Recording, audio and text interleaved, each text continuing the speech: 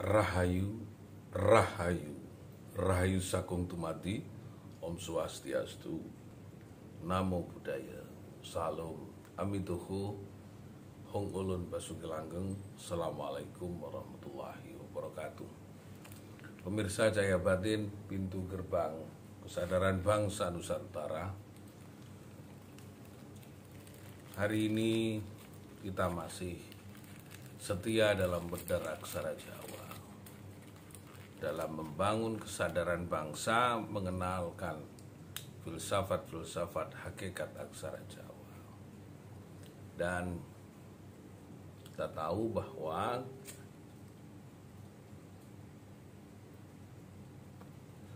apa yang kita sampaikan hari ini adalah memahami secara filologi selesai, memahami secara etimologi sudah selesai. Kita ingin memahami secara kajian, secara hakikat dalam mengetahui wedar yang sebenarnya pada kita bangsa Jawa di dalam melakukan atau menjalankan kehidupan kita untuk menuju jalan kesempurnaan.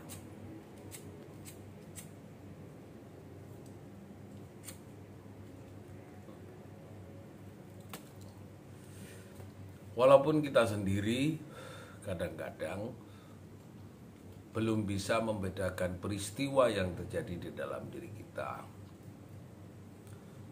Kenapa saya akan mengatakan bahwa akan kita akan membahas tentang aksara do, DHO, do, dukur wekasane, endek wiwitani. Untuk bisa sampai di atas tentu dimulai dari dasar. Dukur wekasane, endek wiwitani. Kalau menunjukkan dalam tubuh itu adalah pikiran kita yang pendek, hati kita yang sangat tinggi. Pikiran kita pendek karena hanya akal. Kalau hati ini adalah pakerti, budi pakerti. Nah, kita ingin tahu, pemirsa Cahaya Batin, ada seseorang kawan saya, Mas Arif tadi bertanya dan sengaja kita diskusi mulai dari jam 1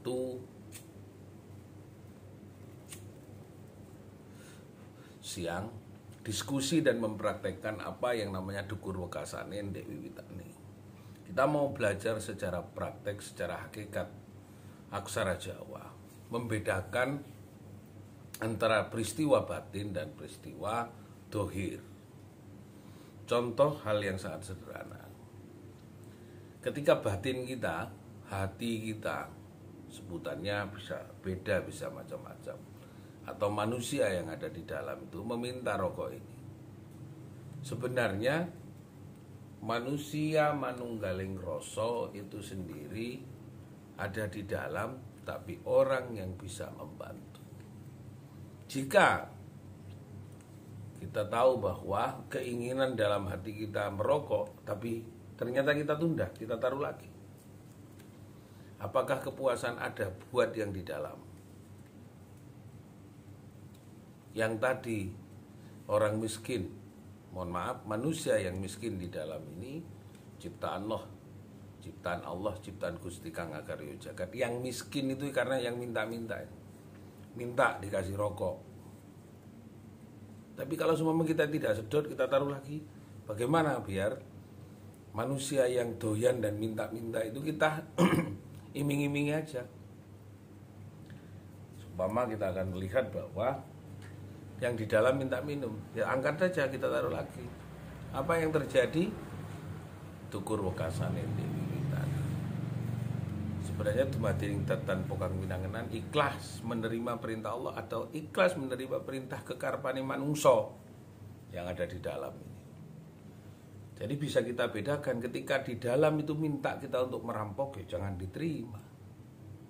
Kalau di dalam batin kita itu cahaya itu sendiri menjadi gelap, akhirnya kita meminta untuk korupsi, ya jangan diterima. Jangan mau. Kalau ternyata kita mau melaksanakan, berarti kita kalah dengan batin kita yang telah dikuasai oleh nafsu binas, yang bisa-bisa saja itu setan itu sendiri, yang bisa itu menjadi jin itu sendiri dan menjadi amarah. Maka kalau seumpama kita sudah tahu bahwa yang minta, yang miskin itu adalah manusia yang di dalam, yang selalu minta makan, minta minum, minta dirasakan, minta dilayani, minta ditulang, minta motor, minta ya di dalam. Kalau kita berserah diri, yang di luar tidak mau melaksanakan apa yang menjadi, apa bisa manusia yang di dalam manunggaling rasa itu sendiri bisa rokokan sendiri tanpa disedot dia bisa merasakan asap rokok? No way, tidak mungkin. Berarti manusia sebenarnya butuh pertolongan orang. Orang ini adalah yang maha menolong, maha penyayang. Karena yang di dalam minta ditolong oleh orang yang maha menolong. Tuhan, orang, Robbi, Dohir bisa, badan isun, rogo isun bisa. Sumpamah kita ini raga kita yang di dalam minta kita membunuh, menganiaya, mencopet, membegal, mengkorupsi, mengentit, bujui, nyombongi, serakah. Kalau seumpama di luar tidak mau dan tidak mau diperintah ke alam kejelekan, apakah bisa? Tidak bisa. Ketika kita mau melakukan itu berarti kita kalah. Kalah dengan manusia yang punya keinginan buruk. Manusia itu yang keinginan buruk yang di dalam. Kalau badan kita tidak mau melaksanakan, mau apa? Seperti yang saya lakukan, kalau seumpama hati saya itu mau marah sama istri saya, tutup. Ayo kon ngomong ke dia, tak tutup cangkemku. Bisa dia maki-maki istri saya? Bisakah dia maki-maki anak saya? Bisakah dia mau untuk memfitnah istri saya atau memfitnah orang lain? Kalau mulut saya tutup. Saya suruh hati ini, manusia yang jahat di dalam ini, untuk suruh menceritakan sendiri. Wes, aku gak manut, tak tutup cangkemku, kon ceritakan dewi fitnahmu. Bagaimana itu dilakukan? Dukur wekasan indek itu. Belajarlah dari bawah, memahami badan kita yang selalu menolong manusia yang miskin, yang fakir, yang miskin. Dan hati kita sebenarnya ciptaan Allah 4 bulan 9 hari itu yang anak yatim. Kita bahas yang miskin dulu. Sebenarnya manusia yang miskin, makanya dia butuh pertolongan. Diwajibkan bagi orang-orang untuk bersedekah kepada orang miskin, bersedekah kepada fakir miskin, mohon maaf. Diwajibkan, hai orang-orang yang beriman, engkau bersedekah kepada fakir miskin. Siapa yang miskin? Iya, hati yang di dalam diri kita yang selalu minta-minta sedekah.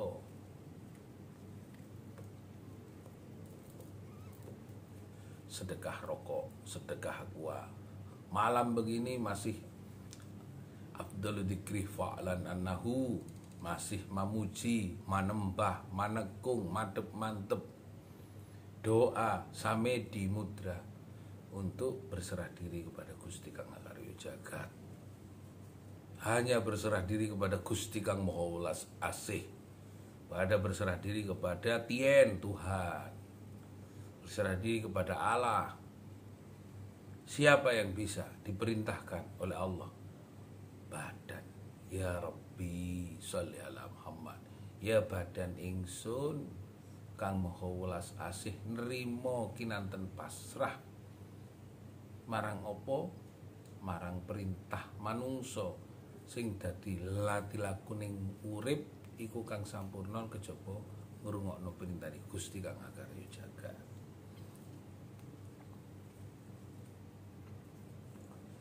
Semakin dalam pemahaman kita semakin bisa membedakan mana yang itu nafsu binas dan nafsu billah, mana sing kekarepe manungsa sing elek, mana yang menjadi praktek hidup kita yang baik. Maka kita harus betul-betul membedakan. Jika manusia mengajak kita, manusia yang di dalam diri kita itu mengajak untuk berlaku buruk, maka badan kita hentikan, Robbi kita hentikan, dohir kita hentikan. Jok wis nek kon karepe nglakoni dhewe, lakonono dhewe menungso sing ning jero ning awakku. Berani berkata begitu karena kita sudah manjing. Kita sudah bersatu bersama dan berlangkulan dengan Allah, dengan Gusti kang Maha Welas Asih, Gusti kang gumlareng kang jagat, Gusti kang Maha Waskita, maha apa penyebutan. Maka disitulah dukur wekasan indi wiwitane untuk bisa sampai di atas, tentu belajar dari dasar bawah pengetahuan, bahwa dasar pengetahuan kita harus membedakan manusia yang selalu meminta-minta, orang yang mampu menolong kita setiap hari, mulai tidur sampai bangun sampai tidur lagi. Demikian pemirsa Cahaya Batin, hari ini semakin dalam dan tegas bahwa ngaji Jawa yang saya sampaikan ini ngaji hakikat. Bagaimana kita mampu mengakui bahwa Jawa adalah filsafat hakiki, filsafat di dalam pembelajaran hidup yang bisa menjadi kitab di dalam belajar kita mengenal diri kita, mengenal hati kita, mengenal rasa kita, dan mengenal Sang Pencipta di dalam bungkus dan bingkai kehidupan yang berada bersemayam dalam raga Jawa, Jiwa, lan Jawi. Mekaten matur sembah nuwun, mugi-mugi tansah pinaringan teguh rayu, bangsa Indonesia kuat, pemerintah jadi yakin bahwa setiap hari ada orang-orang yang mendoakan negaranya dan mendoakan bangsanya menjadi kuat. Hanya itu yang menjadi ketetapan, dan kita harus selalu menguatkan nilai-nilai kehidupan Jawa tanpa kita berpaling, karena itulah kodrat dan ketetapan Gusti kang Maha Welas Asih untuk kembali kepada nilai kehidupan yang sempurna. Rahayu, rahayu, rahayu sakuntumati. Om Shanti, Shanti, Shanti Om. Hung ulun basuki langgeng. Salam amiduhu. Assalamualaikum warahmatullahi wabarakatuh.